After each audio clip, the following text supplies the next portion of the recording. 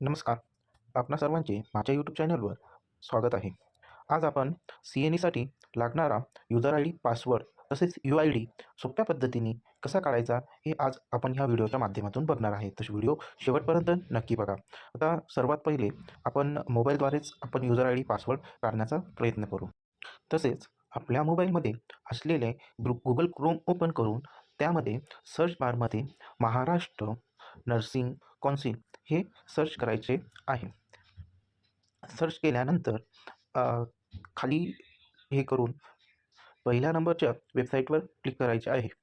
महाराष्ट्र कौन्सिलचे page open झाल्यानंतर सर्वात प्रथम वरील बाजूमध्ये लॉग इन असे ऑप्शन दिसतो.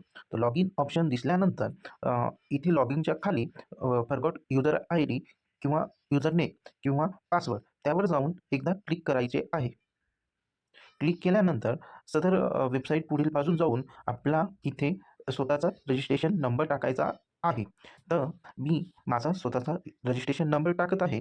तर हा वरचा जो आहे XLVI2277 हा माझा रजिस्ट्रेशन नंबर आहे. हा रजिस्ट्रेशन नंबर या खाली असलेल्या बॉक्समध्ये टाकायचा आहे. रजिस्ट्रेशन नंबर टाकून घेतल्यानंतर इथे सबमिट बटनवर क्लिक करायचे आहे. सबमिट बटनवर क्लिक केल्यानंतर आपल्या संपूर्ण डिटेल्स इथे शो होतात. त्यानंतर आपण गेट लॉगिन असे यावर क्लिक केल्यानंतर आपला युजर आय डी हा आपला दिलेल्या मोबाईल नंबरवर शो होतो.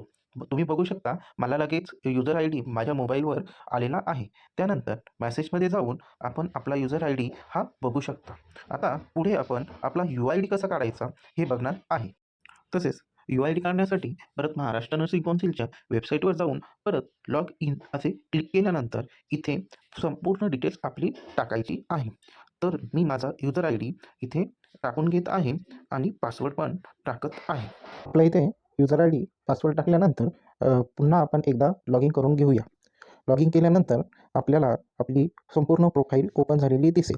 इथे वरील बाजूस वेलकमच्या बाजूला तुमचा युजर आय डी असेल. त्याच्यानंतर तुमचा हा रेड कलरमध्ये UID असतो आणि त्याच्यापुढे रजिस्ट्रेशन नंबर दिलेला आहे. तर अशा प्रकारे आपल्याला इथं UID हा भेटलेला आहे. UID भेटल्यानंतर युजर आय डी आणि तसेच पासवर्ड हे तिन्ही गोष्टी तुम्हाला ह्या व्हिडिओच्या माध्यमातून भेटल्या आहे. तर एक अजून सांगू इच्छितो की आपल्याला इथून आपली स्वतःची रिन्युअल स्लिप ही सुद्धा डाउनलोड करता येते. तर बघू शकता आपण इथे माझी रिन्युअल स्लिप डाउनलोड केली आहे. तर अशा प्रकारे तुम्ही तुमचा युजर आय डी, पासवर्ड काढू शकता.